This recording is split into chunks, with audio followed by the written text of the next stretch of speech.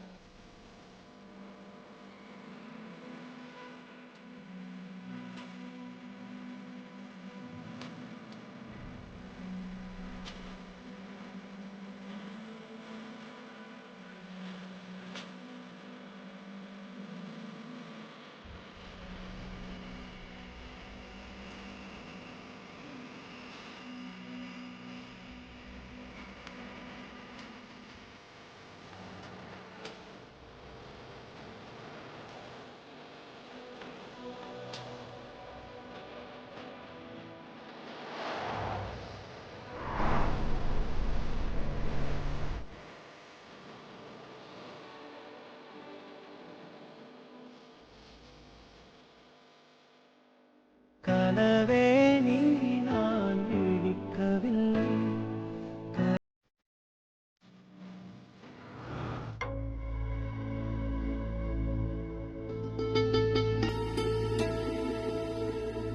அங்கே நில்லு. என்னாச்சு? நீ என்கிட்ட எதுவுமே சொல்லல. What's the matter? ஒன்னும் ஆகலையே. உனக்கு தெரியும்ல நான் உன்னோட அக்கா. Oh come on Prachi, don't be so dramatic. And நான் உன்கிட்ட இது வரைக்கும் எதையும் மறைச்சதே இல்ல. எதுவும் நடக்கல. அப்படி எதுவும் நடக்கலன்னா நீ ஏன் அந்த மாதிரி நடந்துகிட்ட? யார்கிட்ட எதுவுமே சொல்லல, நேரா ஒரு ரூமுக்கு வந்துட்டு அதனாலதான் கேக்குறேன். என்ன நான் ரொம்ப வித்தியாசமா நடந்துக்கிட்டேனா?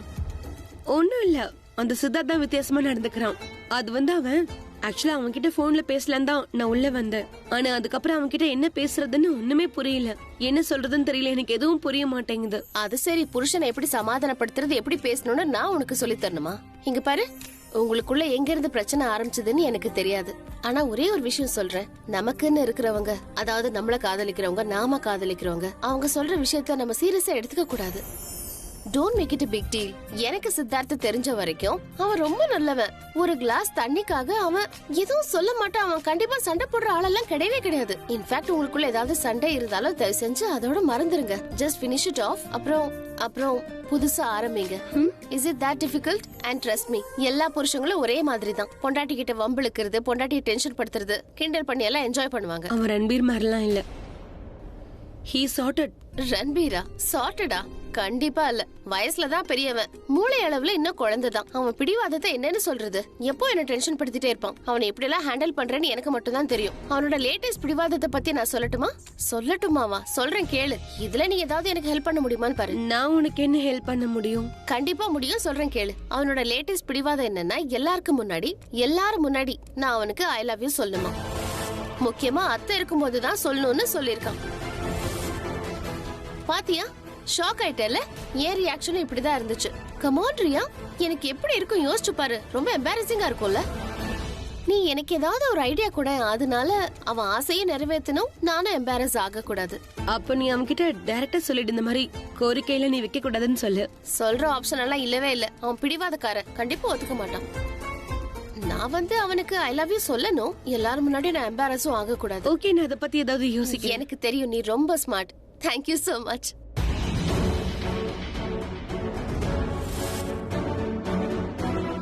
சரி வா சாப்பிடலாம்.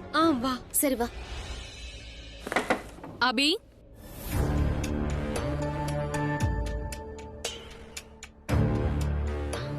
அபி எங்க போனாரு? பிரக்யாவும் இல்ல. ரெண்டு பேரும் இந்நேரத்துல எங்க போயிருப்பாங்க? தனோ, அண்ணா எங்க போயிருக்காரு? அதான் நானும் யோசிக்கிறேன் ஆலியா. அபி இங்க இருக்கணும், ஆனா இங்க இல்லையே. Wait, I will call him. எங்க போயிருக்காருன்னு நம்ம பாப்போம். ஐ அம் ஷூர் இங்க பக்கத்துல தான் எங்கேயாவது போயிருப்பாரு. ஆலியா, ஒருவேளை மறுபடியும் காலனிக்கு போயிட்டாரா என்ன? அவருக்கு சரக்கு இங்க கிடைக்கும் போது அவர் ஃப்ரெண்ட்ஸை பார்க்க எதுக்கு காலனிக்கு போகணும்? ஒருவேளை இங்கதான் எங்கேயாவது இருப்பாரு. நான் போய் பார்த்துட்டு வரேன்.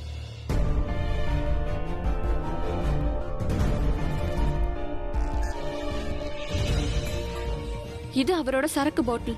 சரக்கு பாட்டில் இங்க இருக்குன்னா அதுவும் பாதி தான் இருக்கு.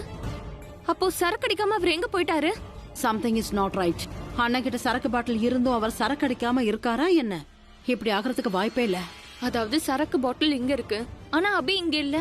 அப்படி என்ன முக்கியமான விஷயமா இருக்கும்? ஐ மீன், அவர் சரக்கு கூட இப்படி விட்டுட்டு போயிருக்காரு. முதல்ல அண்ணன் எங்க போயிருக்காருன்னு தெரிஞ்சுக்கலாவா? ஒரு முக்கியமான விஷயம், அபி பிரக்யாவை கூட்டிட்டு வரதுக்கு வெளியே போயிருந்தாரு. இம்பாசிபிள். இப்படி நடக்கிறதுக்கு வாய்ப்பே இல்ல. அண்ணன் பிரக்யா பின்னாடி போகவே மாட்டாரு. அட, நான் உண்மையதான் சொல்றேன். என் 2 கண்ணாலே நான் அவங்கள பார்த்தேன். அவங்க 2 பேரும் ஒன்னாதான் வீட்டுக்குள்ள வந்தாங்க. வண்டியை விட்டு இப்பதான் பிரக்யா கீழே இறங்குனா. அபி வண்டியை பார்க் பண்ண போயிருக்காரு. நான் உண்மையதான் சொல்றேன்.